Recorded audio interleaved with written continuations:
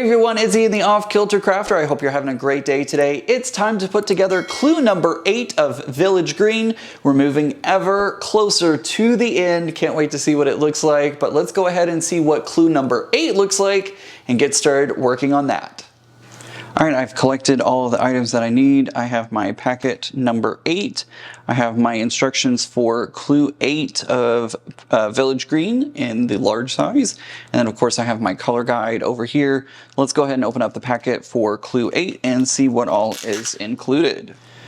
Now at this point in the journey, we are starting to get clues that are very reminiscent of each other from earlier. It's kind of funny how it seems like clues will duplicate what they were in the beginning. So this clue feels very similar to one that we've already done, but I can't remember which one it was specifically, but it does give you a lot of deja vu. So I mentioned that last month, but it's very common. We have 16 small triangles of C fabric. We have 8 small triangles of B fabric. We have 8 small triangles of E fabric. We have 4 small squares of A fabric. We have 4 large squares of F fabric. We have 8 large triangles of D fabric.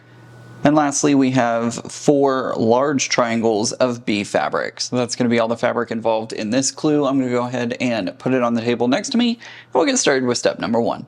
All right, getting started with step number 1, we are going to be making 4 of this clue today, and the instructions tell us how to make all 4 at the same time. So we're going to start off with step number 1, which says to join a small B triangle to the top left of a large D triangle. We're going to put those together, we're going to sew that, and then we're going to join a small B triangle to the top right. We're going to make 4 of those in total. We're making flying geese with these. I'm going to go ahead and do that. I'm not going to stop in between each pressing of each side. So I'll come back when we have finished attaching the right side, and we'll move on to our next step. Okay, I have put those together, all 4 of them, and now I'm pressing away from my center fabric of D out towards my B fabric, just like so. All right, so there are 4 of those blocks. I'm going to set those off to the side because it looks like we're moving on to something else in step number 2. All right, moving on to step 2, it says to join a small C triangle to the top right and the bottom left of a large F square. We're going to press that, and then we're going to join the small C triangle to the bottom right and the top left. And we're going to make 4 of these in total. So what's going to happen is basically we're just going to create a diamond within a square using our F fabric as the diamond and our B fabric as, our C fabric as our triangles that go around. I'm going to go ahead and put all of this together. I'm not going to stop in between to do the pressing. I'm going to join y'all back here when we do the final pressing. But remember, an easy way to line everything up is we're going to take our square, and I'm just going to go ahead and give it a press. I'm going to line up my edges as best as I can. Maybe a little harder. I've done this before in previous clues, but I want to just go over it one more time just in case. So I now have my crease on the center part of my square. I'm going to take my other fabric, my C fabric, and I'm going to go, this was right side to right side, this one's going to be wrong side to wrong side. So I'm going to go ahead and pinch it right there. And now I can line this up by putting the pinch mark right in that crease mark, and that way I know exactly where it needs to go. So I'm going to go ahead and do that. I'm actually going to do another crease the opposite direction, so that way I have it to do the other side with. So I'm going to go ahead and work on all 4 of these, and I'll come back when I'm pressing out the final press.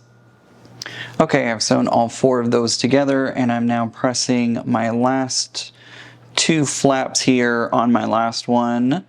Pretty happy with how these turned out. That method of creasing the fabric really tends to help me be able to line up pretty nicely. So that way I have some not perfect squares, but they're pretty close for me, and I'm pretty happy with them. All right, so that's going to do it for step number 2. Let's move on to step number 3. All right, moving on to step number 3, it says to sew a large D triangle to the right of a large B triangle, and we're going to be joining the short side. So our hypotenuse is going to stay open. We're not going to be sewing those yet. We're just sewing our short sides together with D on the right, B on the left. We're going to be sewing 4 of those together, and I'll come back when it's time to press it out. Okay, I have sewn all 4 of these together, and I like to press them like I like to press my half square triangles up and then over like you just saw me do. There we go. All right, so we have completed sewing all 4 of those together. Let's go ahead and move on to step number 4. Okay, moving on to step number 4, it says to join a small triangle of E to the top of a small square of A. So here we have our E and A. We're going to press, and then we're going to join a small triangle of E to the right of our A square. So we're going to form that half square triangle like this. I'm going to go ahead and do that. Again, I'm not going to come back in between pressing the first one and the second one. I'll meet you back here when I'm working on the second one and doing the final press for this. I'll come back and meet you back here for that. Okay, I've sewn all 4 of those half square triangle pieces that we were making, just like that. All right, so I have all 4. Let me go ahead and we're going to move on to step number 5. Okay, in step number 5, it says to sew a step 3 unit to a step 4 unit, joining the long sides, and we're going to make 4 of these. So I'm going to do my best.